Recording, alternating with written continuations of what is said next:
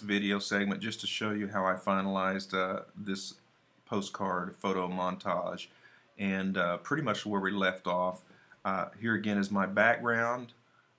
You started with a background image 300 DPI, CMYK color mode, and in this shape, 4 inches by 6 inches. Actually, this is larger than actual size. You can see the ruler, but it's zoomed in a bit. I'm going to go to the second layer. I had you all add a picture of yourself, a self-image, in good resolution, and you accommodating yourself to the environment. So it should look like you aren't just standing in front of something, but you're integrated into the image. So think about that. So I tried to make myself look like I was swimming underwater. And then I also added type. All right, and I made my type a little bit transparent, just for whatever. I just felt like underwater should be translucent. I could have stopped there, and you could certainly stop there. And to save it, what you would want to do is you want to go to your layers and you want to flatten the image. I'll show you in just a moment. I went a bit further. I felt like for this to be convincing, I needed to look like I was underwater. So I painted blue, a little bit of blue, transparent. You can see this layer underneath. Actually right here, it's about the shape. Just painted right over me on a new layer and made the opacity 54%. It could have been 20%. It could have been 80%. I just made my decision. And I felt like that looked like I was a little bit colorized like under the water.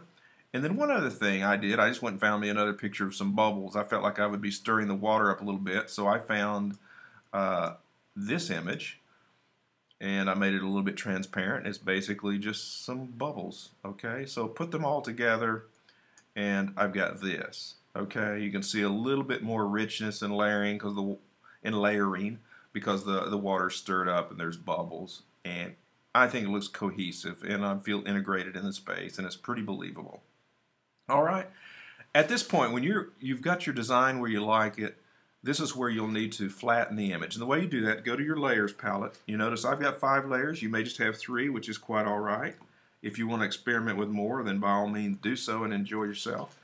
In this layers palette, if you'll go to this menu tab, this drop down to the right, see layers tab right. Now remember, this had paths and something else other here. I just basically deleted and pulled those off and closed those tabs.